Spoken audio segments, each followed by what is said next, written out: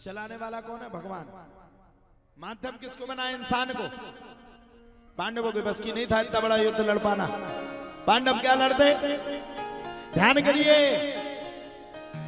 एक दुर्योधन ही संपूर्ण पांडवों का विनाश कर देता। ध्यान करिए, जब 99 कौरव कुरुक्षेत्र के उस पावन धरा पर शांत हो गए, तब एक ही व्यक्ति बचा था, दुर्योधन। गांधारी ने आज तक अपने नेत्रों को नहीं खोला। और धन्य है पत्नी हो तो गांधारी जैसी। पति अंधा हुआ तो पत्नी ने भी पट्टी बांध ली। आजकल का अगर पति अंधा हुआ तो पत्नी सत्यानाश करके सरक लेगी। हाँ बताओ, मौका देख करके जाने क्या करते, कोई पता नहीं। जहर दे करके मार डाले, ना मारे तो पति के पीछे जाने कौन कौन से रंग बिरंगे खेलती रहे। लेकिन धन्य है गांधारी।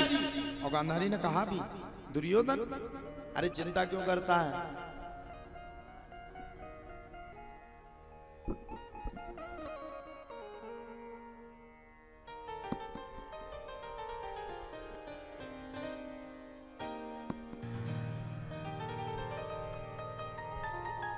अब हुआ क्या? बड़े प्रेम के साथ कहा गांधारी ने, जाओ दुर्योधन, चिंता मत करो, तुम नहीं मरोगे। जाकर के सरोवर में स्नान करके बिल्कुल निर्वस्त्र आना। निर्वस्त्र का मतलब ये गुप्त जो हमारे अंग होते हैं उनको भी खोल करके आना। दुर्योधन ने कहा, मैया क्या होगा खोलने से? बोले बेटा, जहां तक भी मेरी नजर पड़ेगी वहां तक तुम्हारा पूरा शरीर वज्र का हो जाएगा, यानी लोहे का हो जाएगा। सबरे पांडव सो रहे हैं, सबरे पांडव सो रहे हैं। भगवान ने भीम को पकड़ करके उठाया, उठो, दुर्योधन जा रहा है सरोवर में स्नान करने, निर्वस्त्र आएगा, पूरे अंगों को खोल करके आएगा। और अगर गांधारी ने धोखे से भी पट्टी को खोल लिया तो विनाश हो जाएगा। अब बताओ, भीम कह रहा है हमें कोई मतलब नहीं, आप जानो, आपका काम जाने, हमें सोने दो। भगवान अर्जुन के पास गए, उठ जाओ, दुर्योधन विनाश कर देगा। अर्जुन कह रहा है हमें क्या लेने, युद्ध तुम्हारा, धर्म पर तुम चलते हो, हमें क्या मतलब, सोने दो, हटो। बताओ साहब, युद्ध लड़ रहे पांडव और चिंता है भगवान को। दुर्योधन गया बिल्कुल स्नान करके निर्वस्त्र होके आ गया, निर्वस्त्र। और जब दुर्योधन निर्वस्त्र होकर के आया, भगवान ने देखा, अरे दुर्योधन कहां जा रहे हो? दुर्योधन बोला, अपनी मां के पास जा रहा हूं। तुम्हें क्या मतलब, इतनी रात को क्यों टोक रहे हो? भगवान ने कहा, ना ना ना भैया, लेकिन पूरे पूरे वस्त्रों को छोड़ करके क्यों जा रहे हो? शर्म नहीं आएगी? इतने बड़े ढूंढ हो गए तुम, इतने बड़े हो गए, मां के सामने निर्वस्त्र होकर के जाओगे, अपने गुप्त वाले अंगों को दिखाओगे? ऐसे कैसे व्यक्ति हो? आए राम छी, ये सब दिखाओगे? दुर्योधन को भी लाज लगी। दुर्योधन ने कहा, मैं क्या करूं के सब, मेरी मां ने बुलाया है। और उसने कहा, बिल्कुल निर्वस्त्र होके आना, तो मैं आया हूं। अरे बोले भैया, निर्वस्त्र का मतलब ये नहीं है कि अपने गुप्त अंगों को भी ढक करके ना जाओ, कम से कम गुप्त अंगों को तो ढक करके जाओ। अब देखो, प्रतिज्ञा करी भीम ने, भीम को ध्यान नहीं, भीम ने कहा था, आपको मैंने कथा में सुनाया था, भीम ने प्रतिज्ञा करी थी कि जब तक मैं दुर्योधन की जंघा को नहीं तोड़ दूंगा तब तक मैं शांत नहीं बैठूंगा। जी किसने कहा था? भीम ने। और चिंता किसको पड़ी? भगवान। और आप लोगों से मैं कहना चाहता हूं, जब भी आपके साथ कोई अत्याचार करे, अब ये मत सोचना, अरे यार मेरी पोजीशन घट गई, इसने मेरे को लाठी मार दी, गांव में मेरी इज्जत धू तोड़ गई। ना ना ना ना ना ना, बिल्कुल नहीं। भगवान के सामने जाओ, दीपक जलाओ और प्रभु से कहो, प्रभु अगर मैंने अधर्म किया तो मुझे दंड मिले, अगर उसने मेरे साथ अत्याचार किया तो उसको दंड मिले। भगवान आपकी रक्षा करेगा। भगवान ने कहा, कम से कम गुप्त अंगों को तो, कम से कम गुप्त अंगों को तो ढक करके जा रहे भैया। दुर्योधन को भी ला जाए, जाकर के केले के पत्ते से जंघा तक को ढक के आ गया। अब देखो, यहां उसकी मृत्यु, उसको बुला रहे। और मैंने पहले कहा, हानि लाभ जीवन मरण जस अप जस विधिहार, हानि लाभ जीवन और मरण।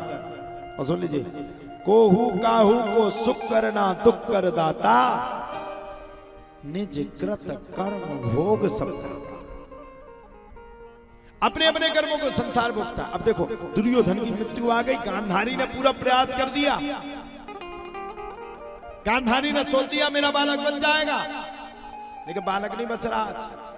पूरी कसस ताकत लगा करके गांधारी तैयार है, लेकिन भगवान ने पहले उसकी मति को मंद कर दिया, और मंद कर करके भगवान ने पहुंचा दिया। गांधारी ने कहा बेटा बिल्कुल निर्वस्त्र, बोले बिल्कुल। अब उसके दान तो केशव ने कहा सही होगा, गलत कहां होगा। माता गांधारी ने जब अपने नेत्रों को खोला, पट्टी को हटाया, तो पट्टी और नेत्रों को हटाने के बाद माता गांधारी ने विचित्रता देखी। हाय राम, जहां जहां शरीर में जगह पहुंची, वहां वहां माता ने देखा दुर्योधन का पूरा शरीर वज्र का पड़ गया। वज्र मतलब लोहा, लोर। अपने तो कहना लोर को शरीर है उनको। अच्छा, बुंदेलखंडी भाषा बहुत खराब है, एक से एक टोना टोटका है बुंदेलखंडी अन्ना। पैसा ना कमा पाओ, चले जाओ मुंबई को करे छुपा दो, वो खोजान लगे। बगल में कह दो तो पित्त दोष लगो, गऊ को गोबर लगा ले, ठीक हो जाए, वो ठीक हो जाए। बुंदेलखंडियों के पास क्या नहीं है। एक जगह में बैठा था, बोले बुंदेलखंड में पैसा नहीं है। मैंने कहा सही बात है भैया, बुंदेलखंड अत्यंत गरीब क्षेत्र है, यहाँ है क्या? जगह है और जगह के ऊपर चट्टाने, अगर ओरे गिर पड़े तो चट्टान में मुड़ी मारो मर जाओ, कुछ नहीं है बुंदेलखंड में। पैसा का कोई स्रोत नहीं है, हकीकत बात।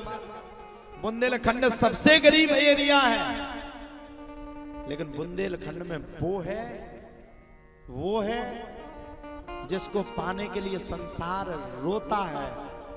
रामलला सरकार 500 वर्ष के बाद अयोध्या में आए, लेकिन हमारे बुंदेलखंड में तो राम राजा सरकार आज भी राजा बनकर के पूरे बुंदेलखंड वासियों की रक्षा को करते हैं। ऐसे क्षेत्र अभी चले जाइए आप बागेश्वर धाम, 251 बेटियों का विवाह है, पवित्र पीठ से हो रहा है। धन्य है एक युवक संत, 27 वर्षीय युवा संत, इतने गरीबी में पला बसा हुआ संत, परम पूजनीय बागेश्वर धाम के महंत पीठाधीश पूज्य धीरेन्द्र कृष्ण शास्त्री जी, आज उन्होंने हमारे बुंदेलखंड को वो नाम दिया कि इस बुंदेलखंड में पूरे वर्ल्ड के लोग आ रहे हैं। और 23 तारीख को देश के माननीय प्रधानमंत्री श्री नरेंद्र भाई मोदी जी का भी आगमन इसी बुंदेलखंड में। 26 तारीख को राष्ट्रपति द्रौपदी मुर्मू जी का आगमन हो रहा है। बताओ साहब, क्या नहीं मिला बुंदेलखंड को? बुंदेलखंड में सबसे ज्यादा संत हैं, बुंदेलखंड में सबसे ज्यादा महात्मा हैं, बुंदेलखंड में सबसे ज्यादा सिद्ध पुरुष हुए। पूज्य बागेश्वर धाम जी बुंदेलखंड के, कहीं भी चले जाएं, पूरे एरिया में चले जाएं, छतरपुर गढ़ा में लंदन के लोग आ रहे, अमेरिका के लोग आ रहे, ब्रिटेन के लोग आ रहे, कहां से नहीं आ रहे।